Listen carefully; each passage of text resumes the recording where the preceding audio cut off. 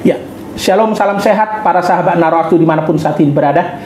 Bertemu kembali dengan podcast ke-24 majalah Narwaktu.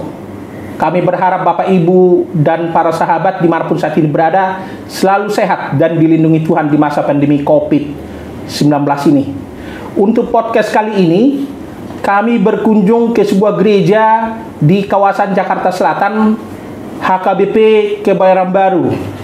Dan kali ini kita akan berbicara tentang panitia penggalangan dana pensiun HKBP. Dan ini yang kami ajak bicara saat ini adalah panitia di HKBP Kebayoran Baru Jakarta Selatan.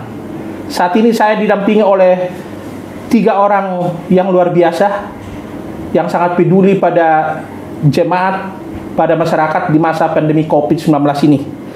Yang pertama yang bersama saya di sini adalah Bapak Pendeta Liston Butar-Butar STHMA, pendeta jemaat di HKBP Kebayoran Baru Jakarta Selatan.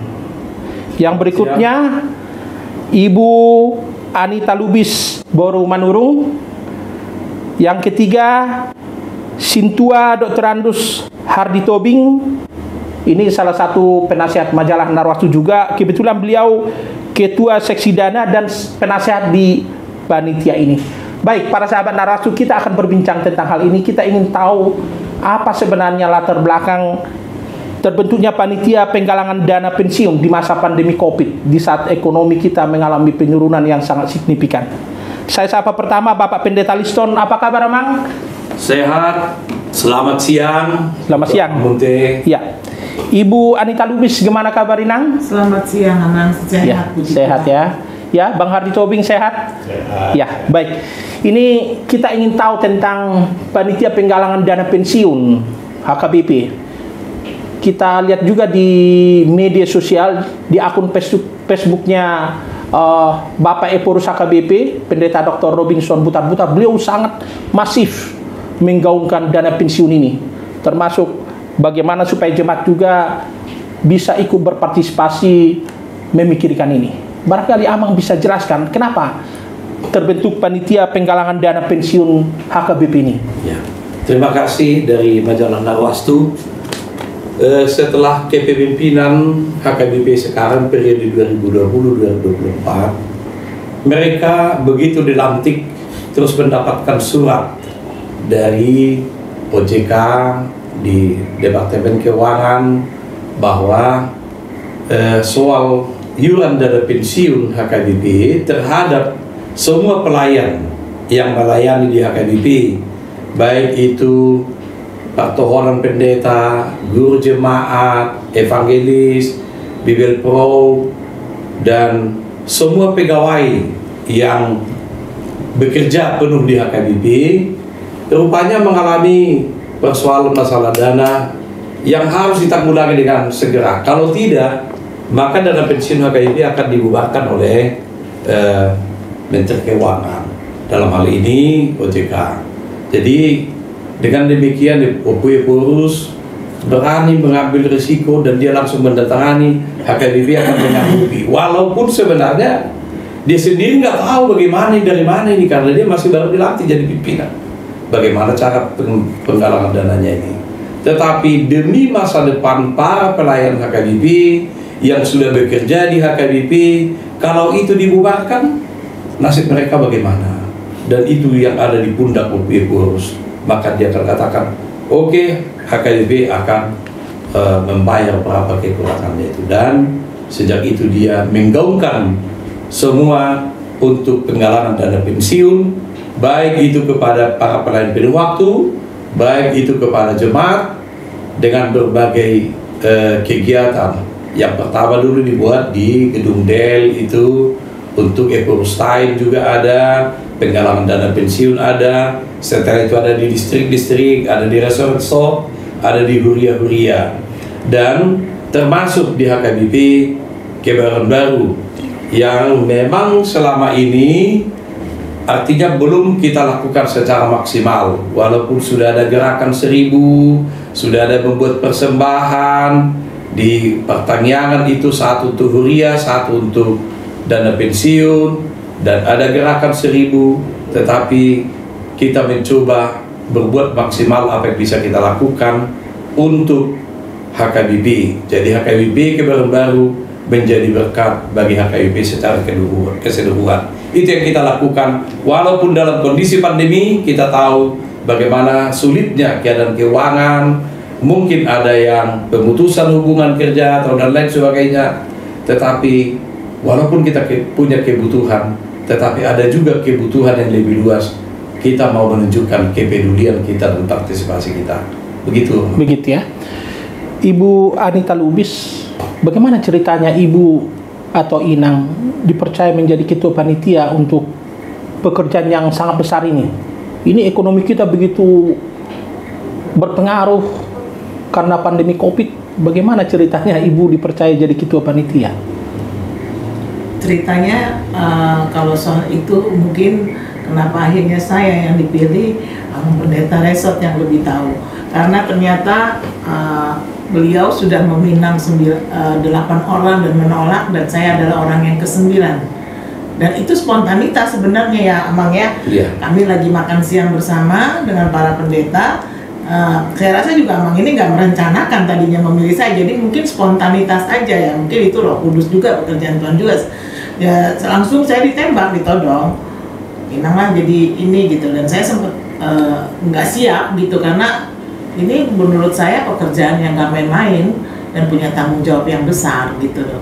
Dan waktunya yang bikin saya tambah agak khawatir dan nggak mampu, merasa diri nggak mampu.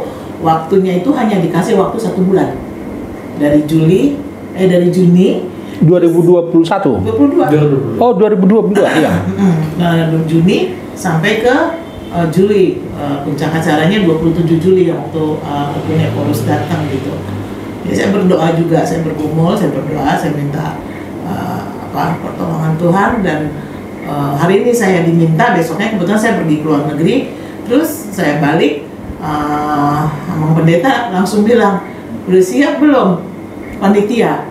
Saya kan bingung gitu kan. Akhirnya dalam tempo 2 hari disuruh susun panitia karena udah mau pelantikan gitu. Kasih waktu 3 hari dia kurang lebih langsung pelantikan, dan yang paling susah tuh mencari koordinator seksi dana gitu. Saya sudah beberapa orang approach, dan puji Tuhan juga nggak ada yang kebetulan. Saya percaya nggak ada yang kebetulan, semua pasti ada campur tangan Tuhan. Akhirnya aku ini menjadi seksi dan bersedia, dan puji Tuhan semua berjalan dengan baik. Itu aja. Iya. Bagaimana dukungan keluarga kepada Ibu untuk menjadi ketua panitia dana pensiunan? Oh, sangat support. Karena pada saat Amang pendeta meminta saya, suamiku lagi bersama dengan aku pada saat makan siang itu, dan dia juga rupanya sempat diminta juga sama Amang pendeta resort, tapi karena dia ada kesibukan pekerjaan, jadi dia menolak, dan dia bilang, saya juga sempat bilang, kenapa nggak kamu? Udahlah, saya dukung kamu dari belakang, majulah. Kayaknya gitu, ini untuk pekerjaan Tuhan kok. Dan puji Tuhan sih disupport juga, anak-anakku juga ikut support, iya. Ikut kasih spirit, kasih semangat gitu. Jadi di balik keberanian seorang ibu ada juga suami yang hebat di belakangnya ya? Iya, adik-adik suami juga ikut support, adik-adikku juga ikut support, keluarga besar juga ikut support. Begitu ya, oke.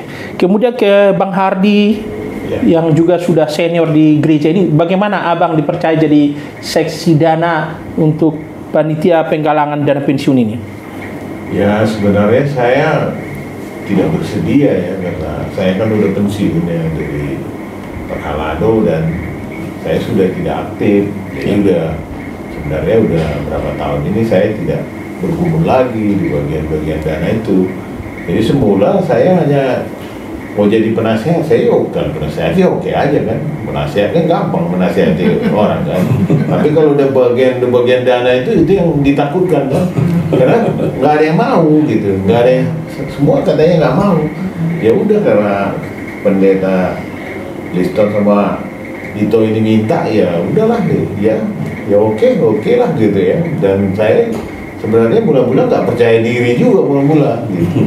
Berapa hari tuh Bang berpikir dulu sebelum menerima tugas ini? Bisa langsung telepon hari itu harus bilang iya gitu. Mula-mula saya tidak mau jawab SMS Amang sama itu ini nggak mau balas memang, tapi lama-lama aku pikir nggak enak juga kan, kita harus jawab kan.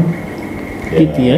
Kita nyerahlah gitu ya, kita inilah karena udah dikasih tugas ya kita bekerja, karena saya pikir kalau udah pensiun udah nggak jago lagi kan, udah loyo kan. Gitu ya. Gitu. Ya, kembali lagi ke Pak Pendeta.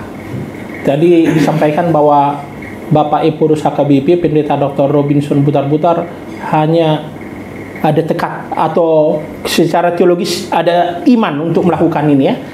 Pernah bicara secara pribadi dengan beliau untuk rencana ini?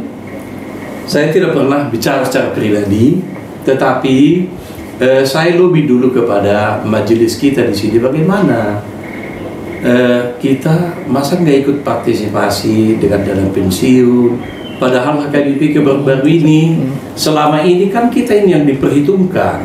Kita ini loh udah skala nasional di mana-mana. Kalau dibilang HKBP baru-baru udah oke begitu. Tapi kenapa kita enggak? Nah terus saya bilang kepada Pak Haladu, mungkin ini saatnya kita akan ambil bagian untuk tugas pelayanan ini. Jadi mereka setuju, dan saya katakan kebetulan pada bulan Mei apa Juni ya? Juni ada pertemuan semua 5 distrik yang ada di Jawa dan Kalimantan di Jogja yang khusus dengan Epurus tentang masalah dana pensiun. Terus saya bilang kepada Pak Haladu, kalau nanti saya ketemu dengan OP Epurus, saya akan lobby dia. Kira-kira kalau OP itu bersedia memimpin pesta malam dana kita ini untuk dana pensiun, gimana? Saya bilang siap, setuju, kata Pak Sintua kita. Ya udah, jadi pada saat kita ada di Jogja, kita langsung berusaha untuk menemui Epurus dan kita bilang kami mau rencana ambil bagian dana pensiun HKBP, khusus untuk dana pensiun HKBP. Kapan ada waktu Epurus untuk memimpin acara ini?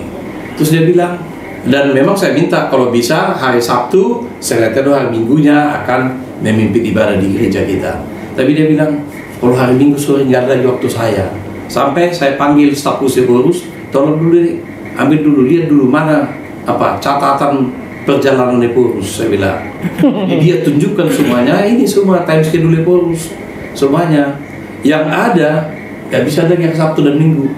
Yang ada kalau bisa 27 Juli 2022. Kalau kalian siap, saya biar catat di sini. Di gereja ya? Di Jogja. Oh, di Jogja. Di Jogja, iya. Nah itu, jadi saya bilang, oke, ini dulu pegangan saya. Walaupun padahal sebenarnya gereja kita ini masih baru pesta kotilon. Kita masih baru mengumpulkan uang untuk kebutuhan pelayanan di gereja ini. Jadi maunya sebenarnya keinginan kita antara bulan September dan Oktober supaya agak ada dulu waktu berpersiapkan. Masa kemarin penggalangan dana langsung penggalangan dana lagi. Tetapi karena OPT yang menentukan waktu itu, saya bilang kepada majelis, waktu Epurus yang bisa dihadir ya di situ. Karena memang waktu Epurus sekarang ini kalau diundang untuk berkhotbah di kota nggak ada dia. Dia umumnya sekarang melayani jemaat-jemaat pedesaan yang terpencil juga. Nah jadi kalau ada ya, kalau hari Minggu saya nggak bisa. Jadi kalau bisa ini hari Kamis, biar saya catat begitu. Tapi dia bilang sama asistennya, staf khususnya, oke, saya catat dulu, nanti saya bicarakan baru saya okekan begitu. Nah gitu ya? Itu setelah itu baru saya bicarakan.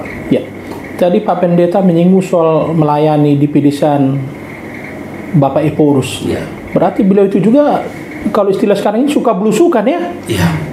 Jadi memang Epurus kita sekarang ini berbeda dari pimpinan Epurus yang sebelum-sebelumnya. Dia usahakan melayani di jemaat-jemaat yang kecil, yang terpencil, yang mungkin pendetanya juga belum tentu sekali 3 bulan ke sana atau sekali 6 bulan, tapi dia usahakan ke sana. Terkadang ada hanya 25 jemaat di situ. Tapi mereka begitu bersuka cita. Jadi kita lihat Epurus sekarang menyemangati jemaat-jemaat yang selama ini terabaikan, kalau kita katakan terabaikan, kurang mendapat perhatian, tetapi sekarang beliau melaksanakan itu. Dan umumnya kalau di kota dia hampir nggak ada dia untuk Begitu ya. perayaan hari Minggu ya. Iya. Terkait dengan Bapak Eporus HKBP, para sahabat Narwastu perlu juga kami sampaikan, beliau termasuk dulu dalam 21 tokoh Kristiani 2017. Waktu itu beliau masih ketua rapat pendeta HKBP. Waktu itu sudah mau datang ke Jakarta untuk menerima penghargaan, tapi waktu itu beliau diwakili Bapak Pendeta Hutagao. Kalau tidak salah waktu itu melayani di HKBP Kelapa Gading. Baik, kembali ke Ibu Anita. Jadi apa rencana Ibu ke depan ini? Ini kan tugas besar berkaitan dengan tanda petik yang sangat sensitif uang. Sementara jemaat kan di masa pandemi ini kan gempuran COVID ini luar biasa. Kalau bicara soal uang barangkali jemaat mungkin mereka juga tanda petik agak lesu begitu ya. Jadi apa rencana Ibu ke depan lagi? Rencana, saya nggak punya rencana apa-apa karena saya pikir semua ini harus dengan pertolongan Tuhan. Nggak ada yang mustahil bagi Tuhan itu. Karena saya sendiri juga tadinya saya nggak mampu ya mengumpulkan uang, walaupun amang pendeta cuma bilang 500 juta maksimal terkumpul. Saya juga merasa aduh, baru habis pesta Botilon saya sampai nawar gimana Agustus seperti tadi bilang September, tapi akhirnya tidak bisa harus segitu. Dengan campur tangan Tuhan, pertolongan Tuhan, ternyata nggak ada yang mustahil. Bisa terkumpul 1 miliar lebih, itu bukan pekerjaan manusia, pekerjaan Tuhan yang dikaryakan. Dan jemaat bisa juga akhirnya bergotong royong, dan bahkan dari teman-teman kita dari berbeda keyakinan pun ikut memberikan donasinya. Kalau soal rencana ke depan masalah keuangan, karena saya juga udah nggak lagi jadi pengurus INA di gereja ini dan saya nggak ada penguat. Tapi kalau saya dikasih kepercayaan sama Pak Halado di sini, saya akan berusaha melakukan sebaik mungkin untuk kemuliaan nama Tuhan. Itu saja. Begitu ya. Jadi tiap hari sudah ada agenda berarti barangkali untuk acara panitia ini ya? Panitia ini sudah selesai, sudah selesai, sudah dibubarkan, sudah ditutup, dan kami sudah memberikan donasi 932.494 juta. Oh, jadi begitu panitia ini bubar, apa rencana selanjutnya? Apa ya lagi Amang yang bisa kita lakukan? Saya tergantung Amang Pendeta Resort aja lah. Apa yang Amang Pendeta Resort mungkin mau kasih pekerjaan atau tugas sama saya, ya saya siap ya? Nah, saya siap. Karena saya sudah bilang juga sama Tuhan, saya tunggu Tuhan kerjaan selanjutnya. Seperti itu aja. Iya. Lalu yang ditanyakan tadi gimana Pak Pendeta? Apa rencana selanjutnya terkait dengan? Iya. Sebenarnya gereja ini dari dulu banyak melakukan aksi sosial, yaitu membantu jemaat-jemaat atau gereja-gereja atau pendeta yang ada di daerah minus begitu. Dan gereja ini sekarang juga menyediakan beasiswa bagi mahasiswa STT 8 orang, untuk sekolah Bibir Pro 2 orang, dari Diakones 2 orang, dari guru Huria 1 orang, untuk SD sampai SMP ada sekitar 18 orang. Nah, jadi kita juga membagi Alkitab ke gereja-gereja yang mereka tidak sanggup untuk membeli Alkitab itu. Itu HKBP? Iya, kita kirim juga kepada mereka. Dan memang masih banyak kegiatan-kegiatan yang bisa kita lakukan walaupun dengan situasi seperti ini. Di samping kegiatan internal sekarang ini juga, bahwa gereja kita juga memang butuh renovasi-renovasi yang ke depan. Jadi kalau Amang sendiri sebagai pendeta sini berharap ini jangan bubar ya, tim ini ya? Kalau tim ini ya memang tidak akan bubar, tetapi kepanitiaan dibubarkan, karena nanti akan tugas yang selanjutnya nanti sudah berbeda lagi yang akan boleh dikerjakan. Kalau misalnya ini tim ini nggak dibubarkan, nanti bagaimana pertanggungjawabannya? Jadi mereka harus bertanggungjawabkan semua dulu apa yang mereka lakukan, bagaimana kegiatannya, pendanaannya, pemasukannya, pengeluarannya semuanya akan ada di audit juga nanti. Ada transparansi ya. Ada transparansi, karena supaya kalau nggak ada transparansi kita, bagaimana jemaat nanti yakin dengan segala kepanitiaan dan juga peran di gereja ini. Jadi kembali masalah trust atau kepercayaan gitu ya. Harus ada. Iya. Itu harus ada, dan kita harus udah tegaskan itu, harus ada trust. Ya. Kemudian ke Bang Hardi Tobing, bagaimana pengalaman Abang waktu itu ikut menggalang pendanaan dana ini? Abang sebagai seksi dana waktu itu, bisa Abang ceritakan barangkali? Ya semula kita ini ya, karena waktunya itu kan sebenarnya saya komplain juga ya, karena Iya. waktunya pertama pendek ya, cuma 1 bulan. Terus saya lihat panitia itu perempuan semua, mayoritas perempuan. Saya komplain, cewek yang pendeta ini nggak salah nih, kok nggak ada, dan nggak ada orang yang biasa menggalang dana di gereja ini gitu. Dan tidak banyak. Ya, tidak banyak, dikit. Pendeta yang bilang itu perempuan tamu gitu semua. Kata pendeta, nggak Perempuan yang banyak berdoa ya. iya, kata abang ini, mula-mula saya nggak percaya gitu ya. Tapi memang ada datang Roh Kudus itu. Gitu. Begitu kok. Ini ya, mulai saya coba coret ini apa nih kan, berani-berani gitu ya, buat Plan A, plan B, plan C. Plan A, plan B, plan C. Saya bikin paling 50 juta, saya bikin kelasnya itu 50 juta, 25 juta, 10 juta, 5 juta. Jadi saya beranikan itu. Saya kirim WA dulu, saya pancing dulu nih Pak Pendeta sama yang ini kan. Loh, Pak Pendeta ini menyambut luar biasa gitu. Bisa punya nih 50 ya. Kita coba aja. Siapa orangnya? Saya sebutin aja. Asal saya tebak-tebak aja orangnya. Saya sebutin gitu. Nodong ketua juga. Nah, ya, orang ketua kan. Ketua ini pun pintar. Boleh kau bilang aku 50, tapi kau harus 50 juga. Ah, gitu kan. Jadi modal iman sebenarnya. Nah, iman, itu pun nekat kan, tuh udah pensiun kan coba. Ternyata apa yang saya surat ini tuh, yang kami targetkan itu, yang kami coret pertama sama Amang itu 50 juta itu, 5 orang ada memang, dan pas 5 orang itu ada. Dan Ya. sangat luar biasa gitu, banyak yang hal-hal yang kita nggak duga bisa terjadi. Jadi target-target itu yang tadi mula-mula cuma 500, sebenarnya naik, hampir 1 miliar. Iya. Luar biasa sudah itu. Tadi Abang sampaikan ada tangan-tangan yang tidak terduga memberi ya. Iya. Berarti mujizat terjadi begitu. Ya, betul. Yang di luar dugaan gitu. Malah ada yang kita juga mau kasih besar, dia ngasih ya biasa-biasa saja. Tapi kami semua ada puji Tuhan, berapapun puji Tuhan. Gitu. Tapi ada yang kejutan-kejutan itu yang memang terjadi itu. Makanya itu saya kira bukan karena kehebatan panitia, Ya. campur tangan Tuhan. Ya. Enggak ada, bulan-bulan kan orang juga mikir mana mungkin orang kami baru berfilm, baru mereka pun dapat banyak, terus 1 bulan lagi kami. Begitu ya. Ternyata yang saya itu sampai saya menyatakan minta maaf saya sama panitia yang banyak perempuan ini. Ternyata Ya. mereka tangguh. lebih hebat orang itu dari kami laki-laki nih gitu. Ternyata lebih jago mereka dari kita gitu. Gitu ya. Nah, Ibu Anita, sebenarnya berapa orang Bu tim ibu-ibu yang bergabung di panitia ini? Dikit ya sebenarnya. Sedikit sih. Nggak Yang sampai, serius ya, yang nggak sampai 25 orang. 25 saya pilih. orang. Karena waktu untuk memilih itu cuma dikasih waktu 2 hari. Hari ketiganya udah pelantikan.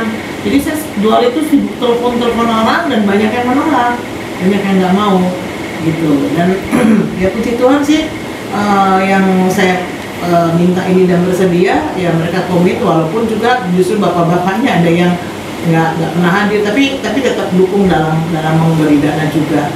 Tapi ya ini semua luar biasa lah pokoknya, luar biasa sekali. Sampai pada hari hanya Opung Eporus datang pun masih ada yang datang jemaat ngantar uang 10 juta untuk masih bisa aku ngasih Inang. Bahkan setelah rekening sudah ditutup pun saya didatangi di gereja ini, Inang Anita, saya mau nyumbang, mau sih bisa nggak? Udah ditutup rekeningnya, masukin ke dana pensiun gereja aja kan. Dari Pak Halado ada juga buka di luar panitia kan, ke gereja aja masukinnya sebenarnya. Begitu ya. Tapi Ibu percaya dengan mujizat yang disampaikan tadi? Oh, percaya sekali.